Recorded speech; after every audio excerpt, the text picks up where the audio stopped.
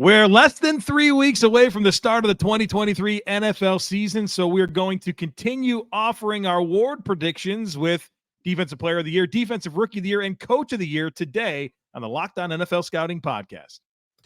You are Locked On NFL Scouting with the Draft Dudes, your daily podcast for NFL and college football scouting. Part of the Locked On Podcast Network, your team every day. What's better than this? It's guys being dudes here on the Locked On NFL Scouting Podcast. We're the Draft Dudes. I'm Joe Marino from Locked On Bills. He's Kyle Crabbs from Locked On Dolphins. And we are your NFL experts here with you daily to talk team building across the league on the Locked On NFL Scouting Podcast with the Draft Dudes, part of the Locked On Podcast Network, your team every day. We'd like to thank you for making Locked On NFL Scouting your first listen every day. And, of course, a big welcome and shout out to our everydayers. You know who you are. Those of you who never miss a single episode, we appreciate y'all being here very, very much. Today's episode is brought to you by LinkedIn. LinkedIn Jobs helps you find the qualified candidates you want to talk to faster. Post your job for free at linkedin.com/LockedOnNFL. That's linkedin.com/LockedOnNFL to post your job for free. Terms and conditions apply. Joe, a good morning to you. I guess we'll start there. Good morning. Yes. Hi. Did you catch any of the preseason action? Call a little bit of that Eagles-Browns game. Little DTR, little Mohamed Diabate. Yeah, both of those guys look real good. There was somebody who Smith. did not look good as a rookie Who that? in this game. What are we doing with Cade York? Brother, it's Corey Bojorquez. He can't hold. So it's Corey. You think all of this is Corey Bojorquez's fault? This guy's been ruining kickers left and right, man. Can't hold. Cade York missed 2 field goals yesterday. 4th-round pick kicker. Do you think his draft status as a highly drafted kicker is compounding this issue at all? Maybe there's some pressure that comes with that. I mean, we've seen Robert Aguayu kind of flame out, but we've seen, I don't know, like Sebastian Janikowski as a first rounder was a phenomenal kicker. Mm-hmm. But I think that's part of it, right? Like, I think a big part of being a kicker is the mechanics of being a kicker and doing that well, but also there's a mental side to it that I think really matters. And you got to be able to figure that out. Who's wired the right way to handle that job? How about Tanner McKee? You know who's feeling really good right now? Mike Renner. Mike Renner, yeah, big fan. McKee's look good. Trey Sermon, obviously 33-yard touchdown. A little fumble there wasn't so great by Trey Sermon. Fumble's not good. And when you look at that running back room in its totality, Trey's got an uphill climb, right? Yeah. Like they didn't even dress DeAndre Swift. Then you got Rashad Penny, Kenneth Gainwell, Boston Scott. Probably not making the roster, which is a weird one because I thought he had all the goods coming out of Ohio State and Oklahoma beforehand, or did I have that right? Did I make that up? No, I think you made that up. I think he was just Ohio State. Yeah. So who transferred to Oklahoma? Brother, I don't know where you're going with this. There was a running back in a recent draft class. Eric Gray for Tennessee to Oklahoma. Okay. Yeah, maybe that's who I'm convoluting. Do you see Sam Howell officially announced as the QB1 for the Washington Commanders? That was our wee-woo. One day after I saw another push notification from somewhere that said that Rivera hadn't started on deciding quarterback yet. Well, he decided this morning, obviously, and let him know. Playing Arizona week 1. Be a good chance for a dub. Good Washington going into club dub with new ownership in their first contest. Consecutive wins for Sam Howell as a starter. They were to do that. Wow. When you put it like that. Just keep on going, baby. When you put it like that. So, we also had, Kansas City, New Orleans last night? Mm-hmm. That was, I caught last 20 minutes of that game clock. Like when Philly went to halftime, I switched over and lo and behold, Kansas City, New Orleans was like 6 minutes left in the third quarter. So That's I made as far as I made it. Back. I only made it to halftime I watched Leslie Frazier talk for a little bit at halftime of that game, and I never saw the third quarter kickoff. So we're officially back. Preseason action, right? It's outstanding. Things you love to see. And we are getting ready for the regular season. Yesterday we did NFL MVP, Offensive Player of the Year, and Offensive Rookie of the Year. And we gave our top 3. And I am keeping track of both of our choices, and including the current FanDuel Sportsbook odds for those awards as well. So today, Defensive Player of the Year, Defensive Rookie of the Year, and Coach of the Year. We're going to start with Defensive Player of the Year, Joe. All right. We got top 3 ballots. So I'll Top give 3. my number 3 here. My number 3 is my surprise player amongst this ballot of mine. And a player that's had some injuries, but I think belongs in this conversation. It's Shaquille Leonard, the linebacker from the Indianapolis Colts. Want to give him some love here. He's been banged up, really, I guess, for the last couple of seasons, but when he's healthy, he fills up the stat sheet. And he gets tackles, he forces fumbles, he recovers them, he gets interceptions, he gets tackles for loss, he gets sacks. He does all the things that you need to do to become the Defensive Player of the Year. Now, this award has skewed heavily towards defensive linemen. 8 of the last 10 years, it's been a defensive line, right? I think sacks are kind of the big stat right now in the world of defensive football. So I think that's going to make it tough. And my top 2 guys are defensive linemen. But if I were to kind of bring in a name that I thought deserves some love, that fills up the stat sheet, it's been a little bit out of sight, Shaquille Leonard, Indianapolis Colts. And here I thought I had long odds with my third place selection. Shaq Leonard's plus 10,000. So if you like that, you like really that? You like that? I went homer and picked Jaelan Phillips for third place on mine. Jaelan Phillips doesn't get these 15 sacks you've promised. I mean, you have really went in here. Yeah, and you know who else, like, if my company for this dude is going to be an absolute monster this year is like Louis Riddick. I don't know if you saw that segment, but like he's very excited about Jaelan Phillips. And I know Atlanta and Houston have very much felt Jaelan Phillips. This is not just, Phillips is rushing against Miami's right tackle situation, and it's not a good situation, so he's running up sacks in practice. He's tagging everybody. He is tagging everybody. And in a Vic Fangio defense, he's plus 5,000 on FanDuel Sportsbook.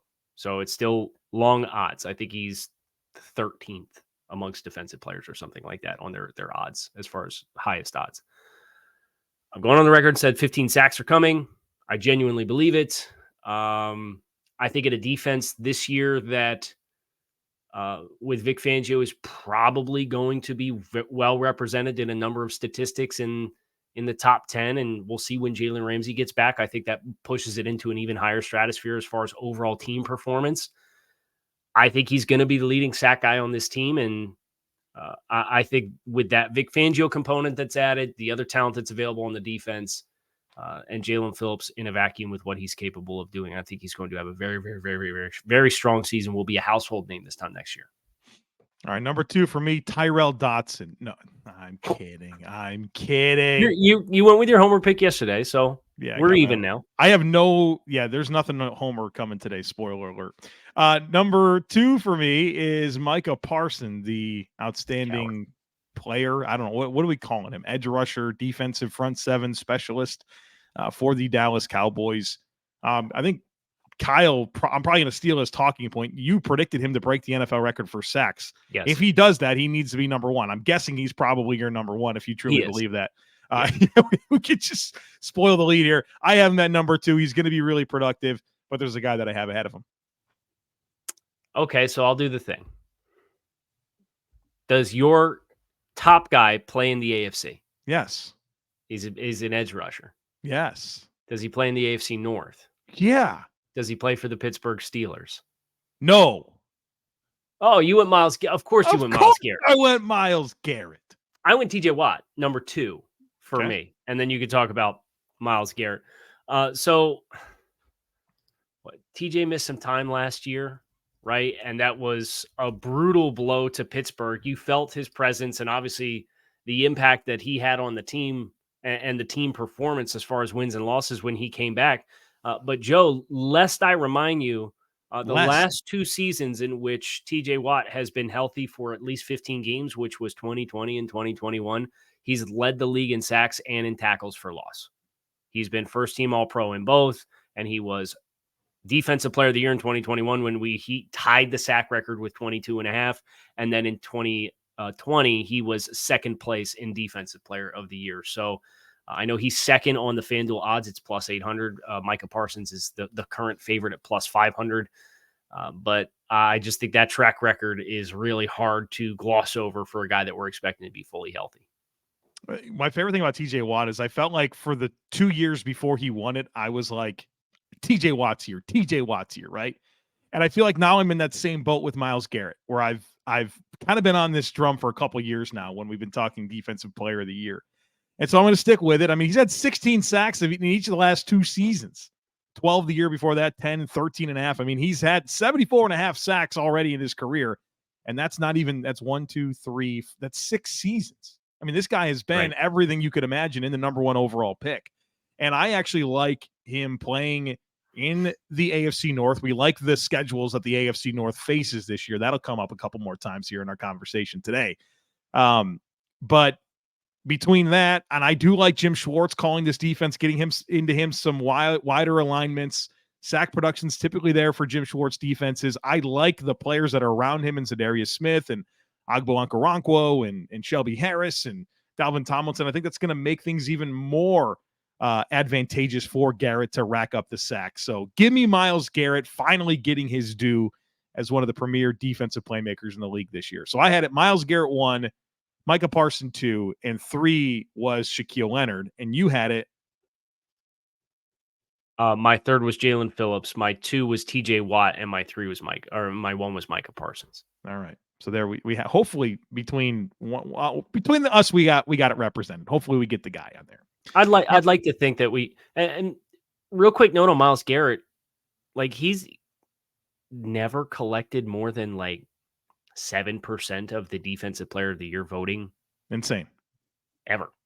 Right. He's been a first team AP player 2 of the last 3 seasons. And can't get higher up on the rankings. So Joe says this is the year. There you go. This is the year for our guy, or my guy, Myles Garrett, who's not even on your ballot. Okay. Relax. All right. These days, every new potential hire can feel like a high-stakes wager for your small business. You want to be 100% certain that you have access to the best qualified candidates available, and that's why you have to check out LinkedIn Jobs.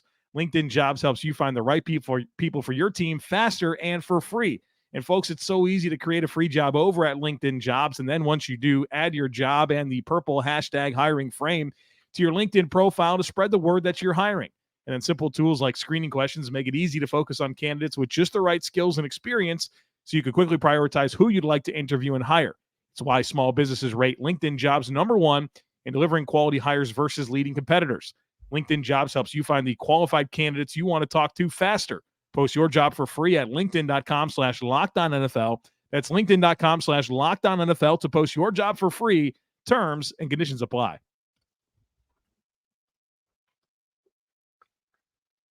So now we shift gears and we are going to go to Defensive Rookie of the Year. I enjoyed this one. I don't think this is easy. I think there's some good contenders. I think there's this weird mix of players at positions that usually don't get prioritized for this that I think have a better chance than they would in a normal year.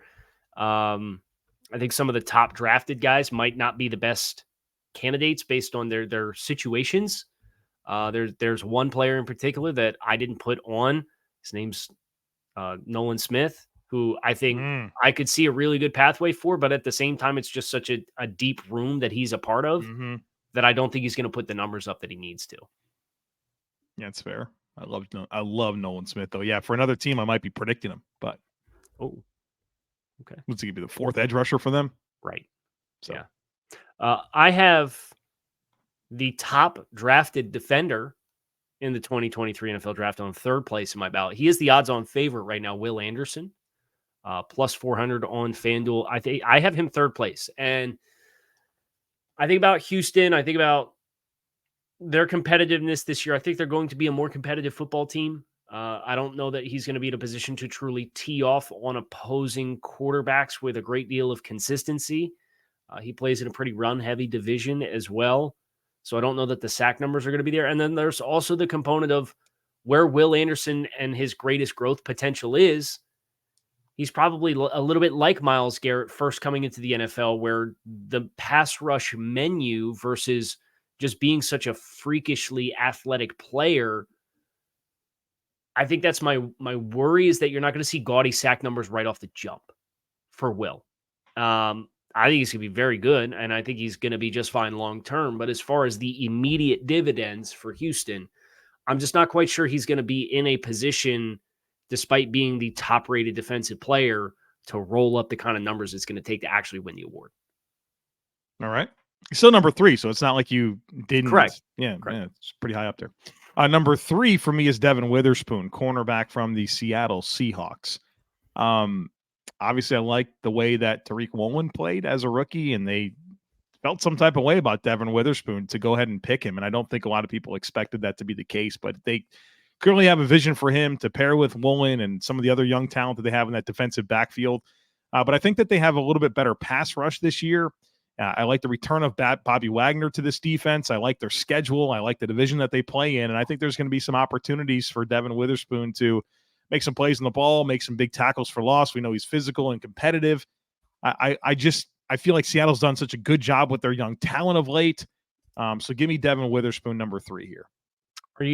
Are you concerned at all about the cornerback position being the pick here? Because usually you got to really blow up, be a corner and win the award. And that's why I put him at 3. And I have more likely positions ahead of him. But we've seen a couple, right? We've seen Sauce Gardner and Marshawn Lattimore within the last 8 years get it. So I felt Marcus okay Peters with him at also number 3. got it in 15. So yeah, there's been a few lately. But those are the only corners since 2000. Yeah. Charles Woodson's your next most recent defensive rookie of the year as a corner, and that was 98. So from 98 to 2015, 0. And then since 2015, we've had 3. When you put it like that, it certainly helps. I like the trajectory a little bit there. Okay. Number 2 for me is one of those positions that I alluded to. Maybe the stats that he puts up might not move the needle when you think about Micah Parsons as a linebacker winning this award. You got a lot of edge rushers. You cut a couple defensive tackles in Aaron Donald and Sheldon Richardson in recent history. But I got Jack Campbell, number 2, linebacker for the Detroit Lions. Obviously, they drafted him very high. I think they desperately needed this kind of player. I think he's going to put up crazy tackle numbers for Detroit. I think his ability to be in position to make enough of the peripheral plays, like passes defense, potentially an interception here, interception there, potentially a couple blitzes that result in sacks. Like I don't think he's just going to be a tackle guy, but I think his tackle numbers are going to be crazy high. And for a defense in Detroit that we're expecting to be improved, I think they really alleviated some of the questions that exist there. He looked really good in the first preseason game. I got him number 2. He's plus 1,800, so it's actually fairly long odds relative to some of the favorites for this award. Devon Witherspoon was plus 1,000, but I got Jack Campbell number 2 on mine. I'm suddenly very fascinated to figure out who your number 1 is. I have an idea. I'd like to predict it before we get there. Okay. But it's not Will Anderson or Jack Campbell, because those are 3 and 2. I don't think, based on your response to me picking Devon Witherspoon at 3, he's going to be your number 1. It's going to be really fascinating for us to find out. Number 2 for me is Jack Campbell, linebacker for the Detroit Lions. I don't want to do Pete and repeat here on your analysis there, but I like the opportunity that exists for him with this Detroit defense that has a lot of room for growth, that has some reinforcements. I like their schedule. I mean, Packers, Bears, Vikings, they're going to run the football, right? Yep. And that's going to put Jack Campbell in some great situations to play downhill, rack up tackles. I think he's better in coverage than people want to give him credit for. Super athletic. I think he's going to be a nice answer for that defense, and that'll start right away. I think he's one of those guys that I don't have a lot of concerns with him coming into the league and being highly productive. You're up for number 1. Can I just give you my number 1 before we get to yours? A little more suspenseful. Mine's Will Anderson. So you put him at number 3. Oh, okay. And Kyle, I talked myself in and out of this quite a bit. He went from 3 to 1. When I originally set my list and then before we started, I said, I'm putting him at number one. And the reason I didn't want to put him at number one, you talked about it, right? All the stuff that maybe there's concerns about. What gave me the confidence to put him at number one is two things. Number one, well, I don't know. It doesn't matter what order I tell you. It's DeMeco Ryans, right? It's DeMeco Ryans and his history with that left defensive end position, kind of a traditional Leo, lets them crash and play and just wreak havoc. And I think that's going to lead to some production for Will Anderson. So that gave me confidence. The other thing that gives me confidence is Will Anderson himself. Like, obviously, highly graded prospect, was universally loved, it feels like. But beyond the athleticism and the production that he had at Alabama, like, everything that we've always heard about Will Anderson is that he's just a dude that loves football and just like is obsessed with it. And I think that's going to help him. That's going to help him a lot, pick things up and really dive in to know his responsibilities and execute. So I just have a lot of belief in the total package of Will Anderson in addition to DeMeco Ryans being the head coach. Okay. Would you like to table a guess for? Yeah, I've been thinking about it. I think it might be Jalen Carter. It is Jalen Carter. Yeah. Okay. Defensive tackle. Look really good in his preseason debut. Yeah, he's a special player. And he does not have the log jam on that defensive line that Nolan Carter has to deal with, or Nolan Smith has to deal with, excuse me. Yeah. So arguably the best defensive talent, you can make a case. Yeah. Before the he's NFL my number draft. one player. Yeah. Slides to 9. Philly trades up and gets him. Looked like a monster in his preseason debut. Has looked like a monster in every practice clip that we have seen. He's going against one of the best defensive or offensive lines in football every day in practice after having gone against a stud offensive line at the University of Georgia. I think he's pro ready. I think Philly needs him to be the dynamic catalyst on that defensive interior. I think he's going to play a lot of snaps as a result. And I think the snaps plus the unit around him and Sean Desai coming in as the defensive coordinator, I really like that fit for what Desai brings versus what they were last year schematically. I just think everything adds up. I think he's going to have like a monster year. Like, I would not be surprised if you told me Jalen Carter has like 8 or more sacks at the end of the season. I know that's a very small measure of total volume of snaps in which you would measure a defensive player, but like that kind of production for a defensive interior player is really good. And that's kind of what I expect. And if that's the case, I think he'll run away with this award. I dig it. I guess I was just a little bit nervous about coming in, playing a lot of football, rotation heavy defense. Like I was a little bit concerned. I didn't include him on there, but I wanted to. Yeah. So for the shade that you threw at me for Myles Garrett being your choice and being left off mine, no, you get the exact same. Reap what you sow. A little dark in here. Let me go ahead and turn off my light here. Yeah, all right, there it is. All right. All right, Coach of the Year coming up right after a very quick break. Stick with us.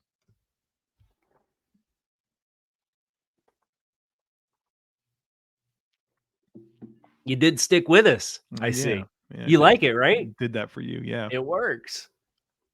This was hard, Kyle. Coach of the Year was hard because the Coach of the Year goes to the team that achieves more, right, than what the expectations are. And so I don't know if you had the Giants doing what they did last year, collect your prize, right? Like in Brian Dable winning the defensive, right, for the Coach of the Year.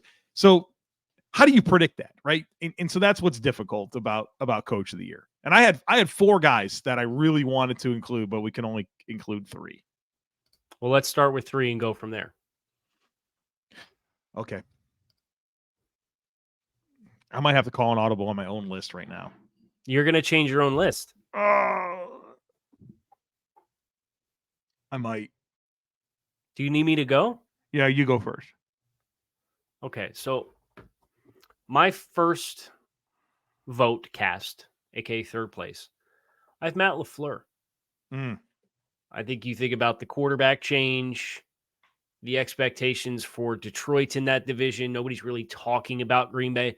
I think Green Bay can be a success. I would not be surprised if Green Bay won this division. Now, I would not be surprised if things did not go well with Green Bay, but it sounds like offensively, Zach Tom has become a very reliable extra piece.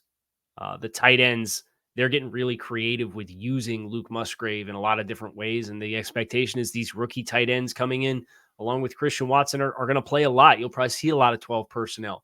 They're looking to shed the soft label as a football team. I saw Locked On Packers host Peter Bukowski talking about that they want to be a much more physical football team this year. Defensively, I think they have a lot of X-factor players and young talent in the defensive front, but they're still talented players. And what happens if Detroit doesn't take the leap? And what happens if Minnesota actually does regress because of their personnel changes in year 2 in the system and trying to transition and get younger and more sustainable with what their roster build looks like? And what happens if Chicago's defensive front is every bit the problem that we think it's going to be?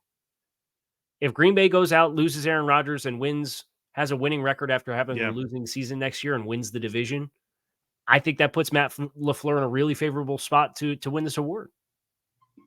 And it's a great answer. I wish I included Mike LaFleur. I really do. I think you spelled out a great point. I mean, they go from Jordan Love or Aaron Rodgers to Jordan Love with the young skill players. Their defense comes together. They can win that division, and that's gonna really validate, I think, LaFleur in the couple of 13-3 seasons that he had there to start his tenure.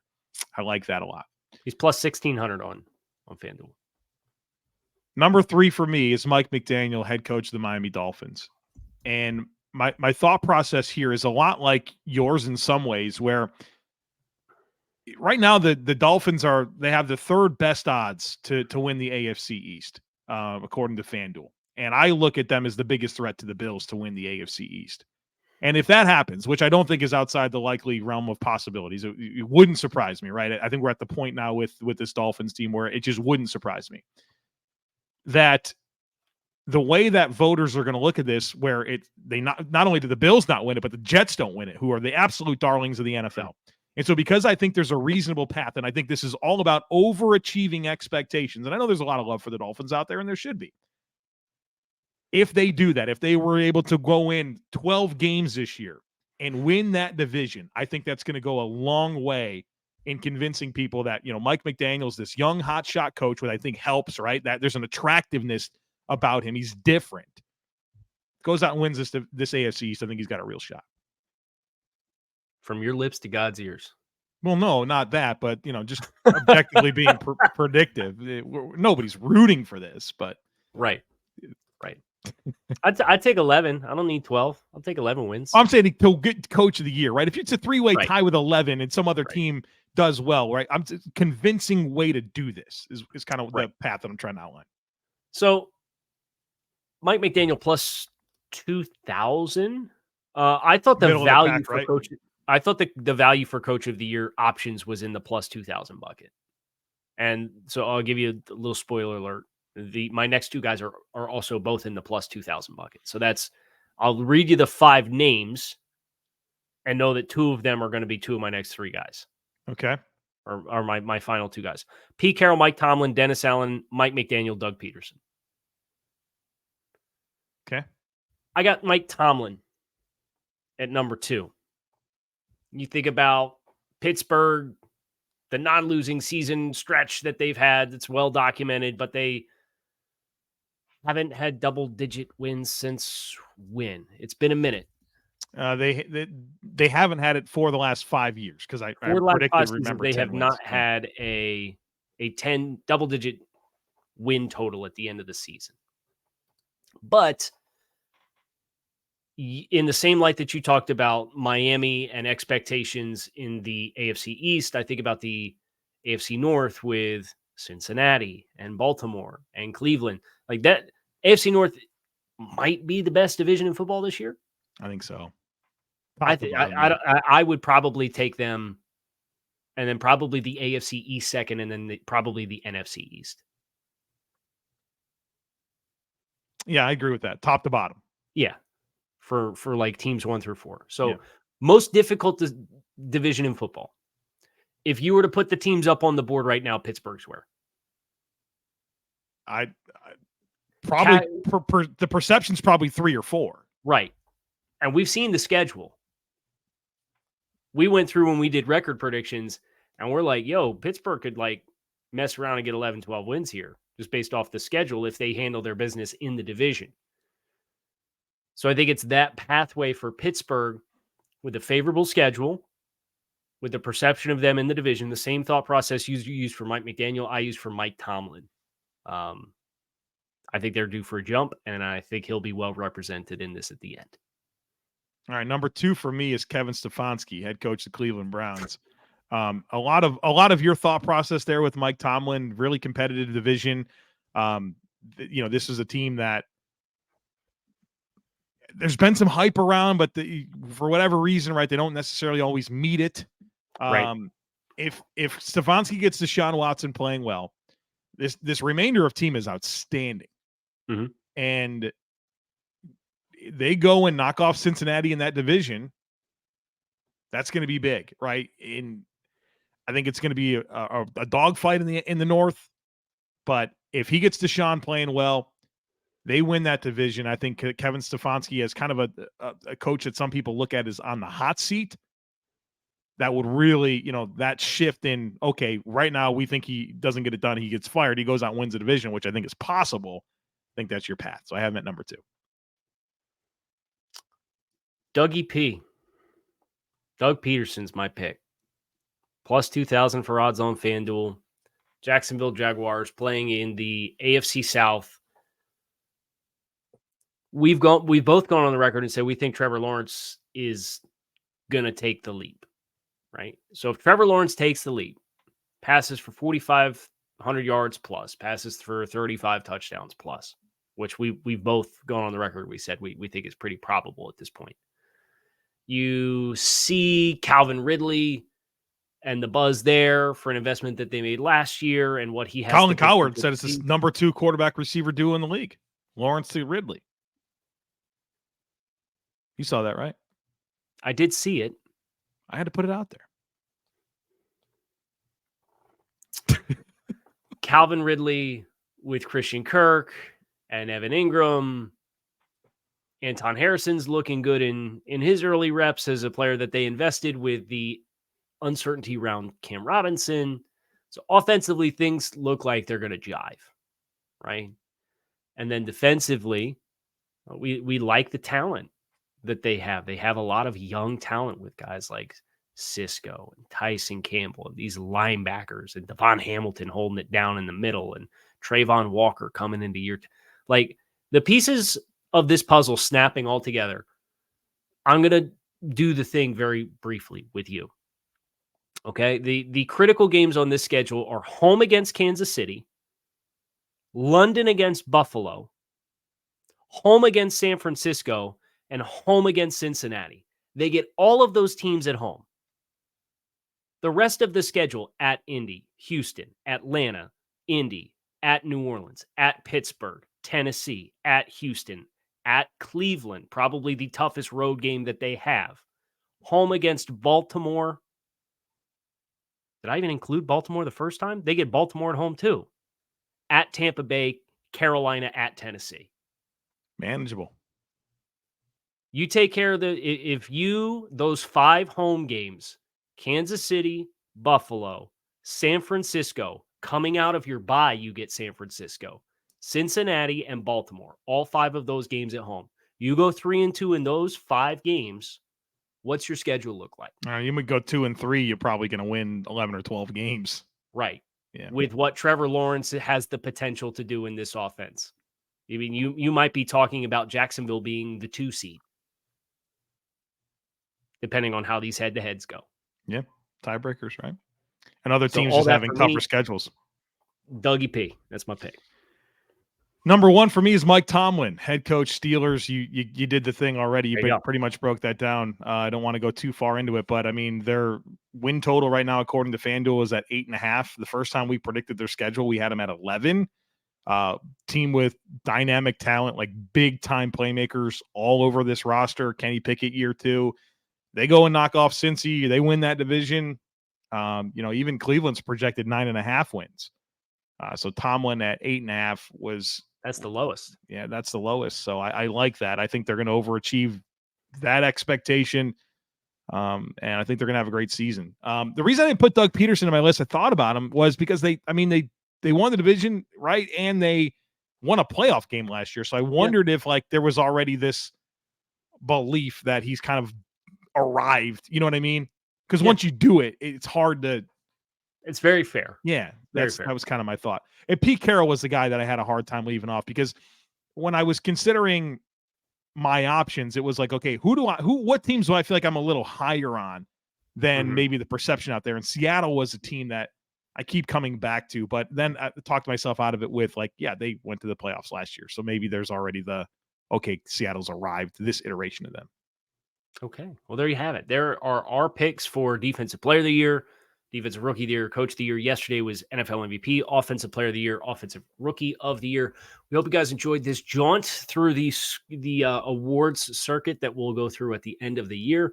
I'm Kyle Crabbs. He is Joe Marino. You can find our show on YouTube or wherever you listen to your favorite podcast. We hope you enjoy all of the preseason football that awaits you in the days ahead, and come back and see us again on Monday. We got you. Keep it locked in right here on Locked On NFL Scouting and the Locked On Network.